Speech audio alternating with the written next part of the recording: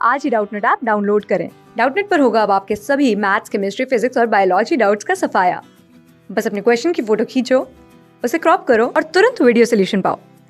Download now. प्रश्न है, तंत्रिका कोशिका द्वारा संवेदी सूचनाएं किस प्रकार उपार्जित की जाती हैं? चले जानते हैं। जैसे कि हमें पता ही है कि यहाँ पर संवेदी सूचनाएं उपार्जित या संवेदी सूचनाएं एक जगह से दूसरी जगह स्थानांतरित की जाती हैं तंत्रिका कोशिकाओं के माध्यम से। तो यहाँ पर तंत्रिका कोशिकाओं में जो संवेदनाएं स्थानांतरित की जाती हैं उनके लिए क्या होना चाहिए? उनके लिए किसी उद्दीपक का होना जरूरी होता है। तो ये जो उद्दीपक होते हैं ये क्या होते हैं? कोई भी वातावरणीय तत्व एक उद्दीपक की तरह कार्य कर सकता है और ये उद्दीपक जो होते हैं वह संवेदी अंगों को उद्दीपित करते हैं या आपके उत्तेजित करते हैं। संवेदी अंगों को कहाँ से? तो संवेदी अंग जो होते हैं यहाँ पर संवेदी अंग जैसे हमारी चमड़ी, हमारी आंखें, कान, नाक और जीभ, तो ये संवेदी अंग जो होते हैं इनके ऊपर कुछ आपके रिसेप्टर होते हैं। तो ये उद्दीपक क्या करते हैं? इन रिसेप्टर को उत्तेजित करते हैं या इनके द्वारा ले लिए जाते हैं। अब ये जो रिसेप्टर होते हैं ये सूचना को पहुंचाते हैं तंत्रिका में। तो ये सूचना को कहाँ पहुंचाते हैं? तंत्रिका में। मतलब तंत्रिका द्वारा ये ले लिए जाते हैं। कौन सी तंत्रिका को सूचना को पहुंचाते हैं? ये पहुंचाते हैं सूचनाओं को संवेदी तंत्रिका में। संवेदी तंत्रिका में सूचना को पहुंचाते हैं।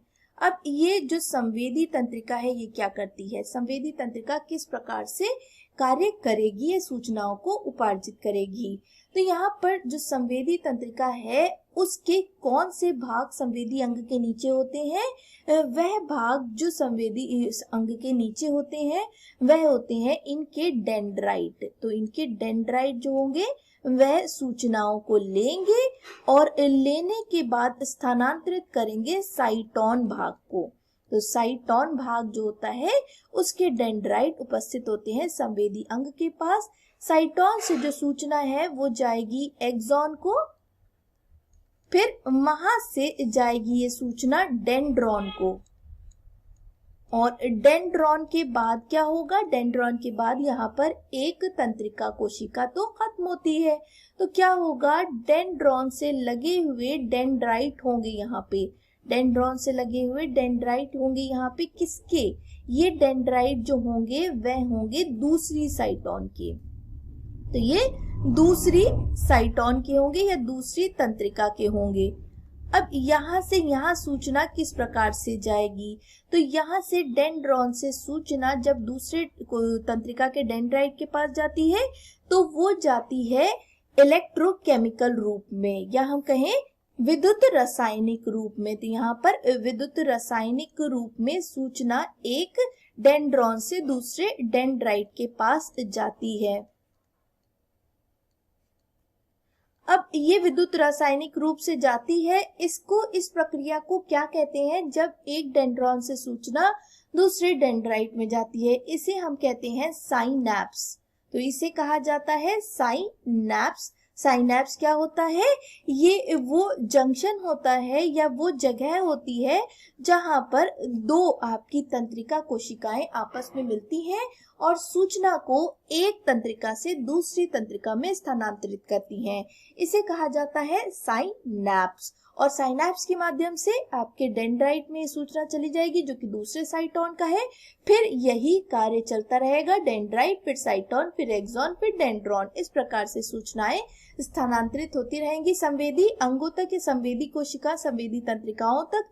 और फिर अंत में ये जो सूचनाएं होंगी ये जाते जाते कहाँ जाएंगी? ये जाते जाते चली जाएंगी आपके केंद्रीय तंत्रिका तंत्र तक।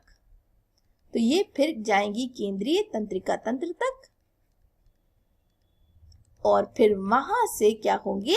आपके आएंगे आदेश। तो केंद्रीय तंत्रिका तंत्र देगा आदेश और ये आदेश कौन लेकर आएगा? ये आदेश लेकर आएंगी मोटर तंत्रिकाएं।